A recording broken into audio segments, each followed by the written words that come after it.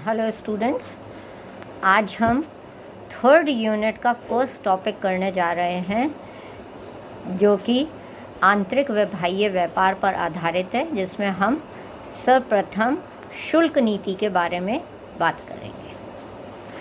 Company की राजनीतिक सत्ता ग्रहण करने से पहले इंग्लिश ईस्ट इंडिया कंपनी ने भारत में 1600 ईस्वी में व्यापार करना प्रारंभ करा था।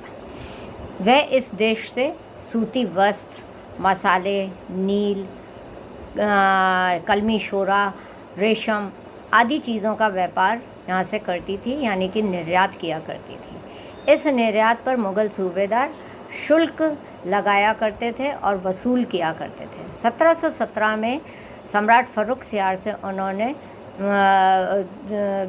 निःशुल्क व्यापार की अनुमति प्राप्त कर ली थी, परंतु इसके बावजूद भी कंपनी को अन्य जो व्यापारिक कंपनियां इस समय भारत में विदेशी कंपनियां आई हुई थी, उनके साथ में प्रतिस्पर्धा उनकी काफ़ी करनी पड़ती थी। फिर भी इस प्रकार से आयात और निर्यात किए गए सामान से उसको काफ़ी लाभ होता था।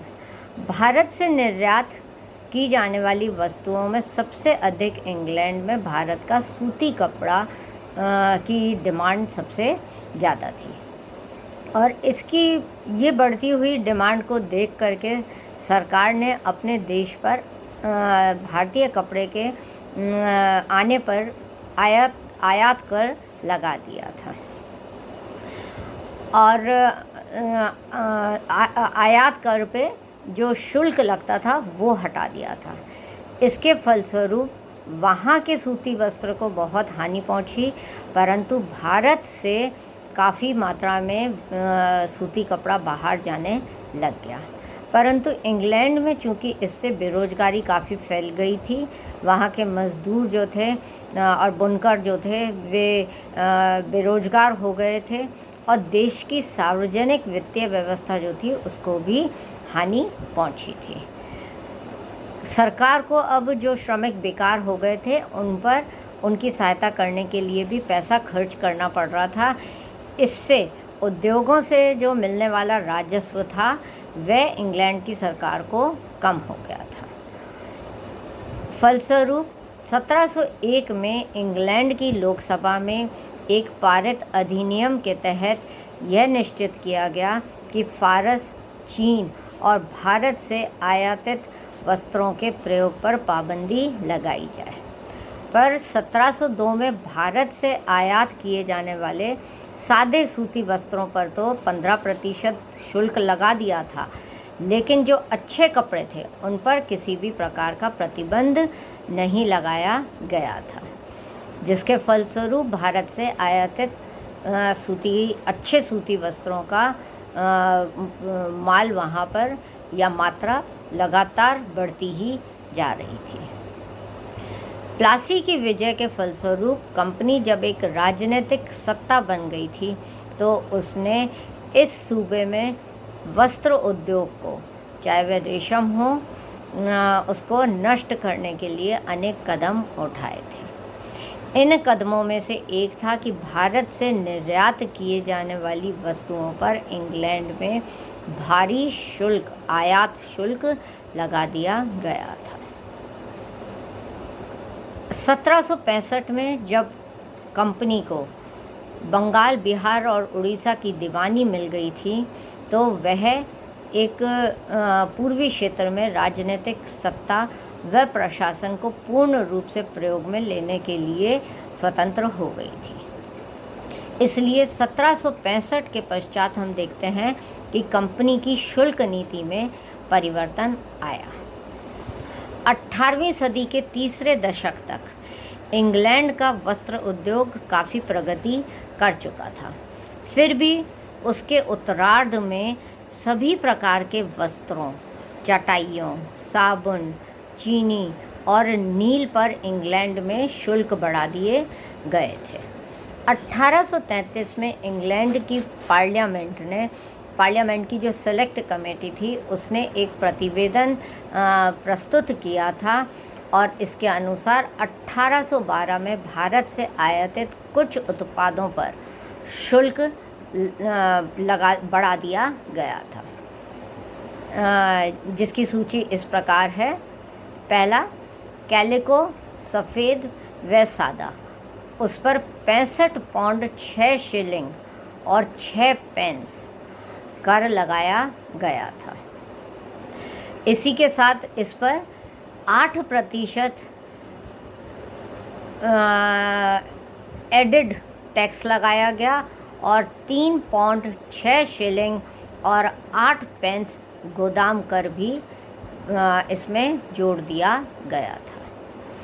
कपास से बनी वस्तुएं जो थी उस पर 27 पौंड 6 शिलिंग लगाया गया था, और अगर चीज़ अधूरी है या पूर्ण बन करके आई है तो उस पर 10% अतिरिक्त शुल्क भी लगाया गया था। चटाइयों पर 68 पौंड 6 शिलिंग और 6 पेंस लगाया गया था, और साथ में ही अतिरिक्त शुल्क के नाम पर 2 पौंड 2 शिलिंग और 13 पेंस अतिरिक्त शुल्क भी लगा दिया था। रेशम के उत्पाद पर उन्होंने इंग्लैंड में प्रतिबंध ही लगा दिया गया था, उसके प्रयोग पर ही पूर्ण प्रतिबंध लगा दिया था।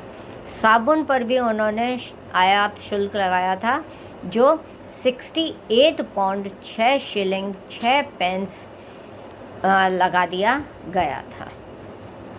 चीनी पर इस प्रकार से जो कर लगाया गया था वह 1 शिलिंग 13 पेंस प्रति 100 वेट पे तथा 14 शिलिंग 4 पेंस प्रति 100 पाउंड पर लगाया था, और 13 शिलिंग और उन्होंने अतिरिक्त शुल्क के नाम पे चीनी पे भी लगाया था।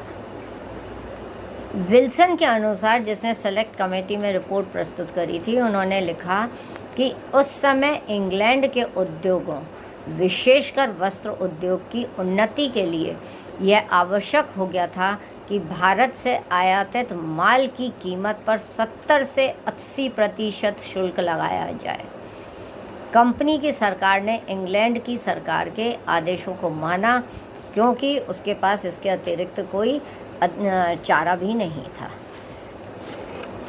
इंग्लैंड से भारत लाए जाने वाले माल पर नाम मात्र के लिए आयात शुल्क वसूल किया जाता था। तो इस प्रकार हम देखते हैं कि इंग्लैंड की नीति, शुल्क नीति जो उस समय थी, वह यह कि वह अपने उद्योगों की रक्षा करना चाहती थी, इसलिए भारत से आयात किए गए उद्योगों पर, उत्पादों पर उसने अतिरिक्त शुल्क लगाते हुए आयात शुल्क को कई गुना बढ़ा दिया था, और जबकि वह जो चीज़ निर्यात कर रही थी भारत में, उसका शुल्क काफ़ी कम रखा गया था। इस प्रकार से ब्रिटेन की शुल्क नीति में परिवर्तन लगातार आता ही गया था।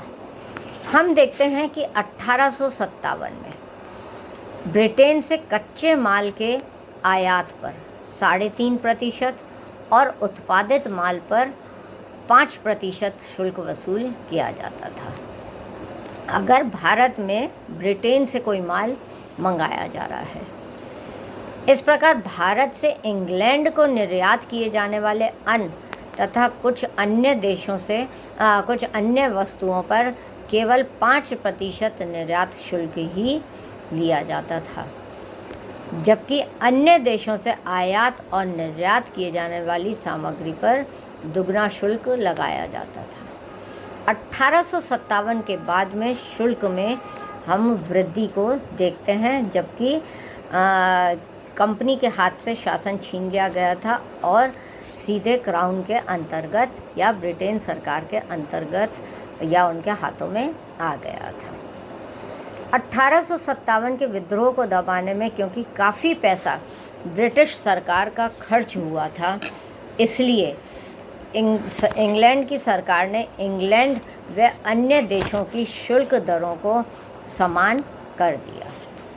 उसने जो विलास की सामग्री थी उस पर 20% शुल्क कर दिया था और रुई के गट्ठरों को छोड़ करके अन्य चीज़ों पर 10% शुल्क लगा दिया था। 1861 में भारत सरकार के वित्त सचिव विल्सन ने बियर, शराब, स्पिरिट, तंबाकू के अतिरिक्त अन्य वस्तुओं के आयात पर 10% की दर निश्चित कर दी थी और इन सब चीज़ों पर एक निश्चित दर मतलब कि कीमत जो थी वह भी निश्चित कर दी गई थी, क्योंकि उस समय तक आयात की सामग्री की कीमत को कम आंका जाता था। इसलिए इस प्रक्रिया में सुधार करके और अधिक आमदनी प्राप्त करने की यह व्यवस्था भारत सरकार ने की थी। भारत सरकार की इस नीति से इंग्लैंड के उद्योगपतियों ने विरोध किया, क्योंकि समान कर हो गया था और भारत सचिव पर यह प्रेशर डाला कि उनके हितों की रक्षा की जाए, किंतु विल्सन ने इसका विरोध किया। विल्सन की मृत्यु के पश्चात में जब सैमुअल वित्त सचिव बना तो आयात शुल्क में कमी की गई, क्योंकि वह मुक्त व्यापार का समर्थक था। लेकिन उसने यह भी देखा था कि सभी वस्तुओं के आयात शुल्क में कमी नहीं की जा सकती है। अतएव उसने धागे के आयात शुल्क की दर में कमी करके उसे 5% कर दिया था। 1862 में वस्त्रों के टुकड़ों पर पहले के समान ही 5% और धागे पर 3.5% आयात शुल्क की दर निर्धारित करी थी। तो जो 5% था उससे वह 3.5% आ गया था। 1864 में आयात शुल्क की आम दरों को ही कम करके 7.5% कर दिया गया था, लेकिन वस्तुओं की कीमत का मूल्यांकन करके उसमें सुधार किया गया ताकि आमदनी को बढ़ाया जा सके। 1861 से 64 तक किए गए परिवर्तनों से इंग्लैंड के मिल्क मालिक संतुष्ट नहीं हो पाए थे। वे आयात शुल्क की समाप्ति पर ही जोर दे रहे थे। शुरू में भारत सरकार ने इस बात के लिए अपना प्रतिरोध दर्ज किया और पर कुछ वस्तुओं की कीमत का रिव्यू करके उन्होंने रियायत भी दे दी थी। पर हम देखते हैं कि इन रियायतों से इंग्लैंड की सरकार और भारत की सरकार के मध्य मतभेद उत्पन्न हो गए थे, क्योंकि इंग्लैंड के जो मिल मालिक और उद्योगपति थे वे शुल्क को समाप्त करने पर इंग्लैंड की सरकार पर जोर डाल रहे थे और यह भी दबाव डाल रहे थे कि भारत सरकार यातायात के साधनों का विकास करे और इन सब की शुरुआत करे ताकि वहाँ की चीज़ों का यहाँ पे अधिक से अधिक इंटीरियर में वह पहुँचाई जा सके। इंग्लैंड के उद्योगपतियों के बढ़ते हुए दबाव को देख करके भारत सचिव ने 1874 में यह आदेश दिए कि भारत सरकार की वित्तीय व्यवस्था में सुधार हेतु आयात शुल्क को ही हटा देना चाहिए। लेकिन भारत सरकार ने इस सिद्धांत का भारत की कर व्यवस्था और पर क्योंकि प्रतिकूल प्रभाव पड़ेगा और इंग्लैंड के शक्तिशाली वर्ग जो ये उद्योगपति तैयार हो रहा था उनका दबाव बढ़ता जाएगा, इसके लिए उन्होंने अपना प्रतिरोध दर्ज भी किया। उनके अनुसार ये जो उद्योगपति हैं वे अपने निजी स्वार्थ के कारण कर रहे हैं, न कि वे भारत के हित के लिए कर रहे हैं। परंतु यह प्रतिरोध ज़्यादा समय तक नहीं चल पाया और अंत में भारत सरकार को झुकना पड़ा और हम देखते हैं कि आयात शुल्क में परिवर्तन भी करना पड़ा था। 1882 से 95 के मध्य आयात शुल्क में काफ़ी परिवर्तन किए गए। सबसे पहले तो वस्त्र उत्पादों के आयात शुल्क की दर में कमी कर दी गई। शराब व नमक को छोड़कर अन्य सभी वस्तुओं पर आयात शुल्क समाप्त कर दिया गया।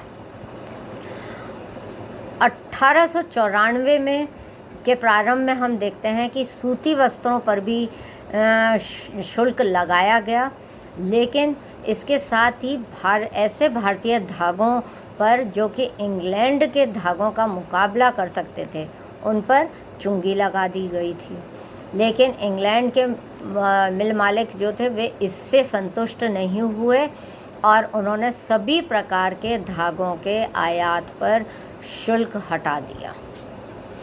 सभी प्रकार शुल्क हटा करके और उन्होंने सभी प्रकार के भारतीय धागों को एक ही दर पे, निश्चित दर पे तय कर दिया और वह दर निर्यात शुल्क के लिए 3.5% रखी गई।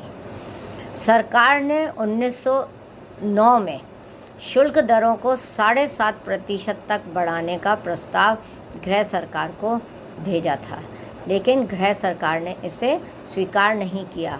उन्होंने कहा कि इससे इंग्लैंड के निर्यात पर प्रतिकूल प्रभाव पड़ेगा।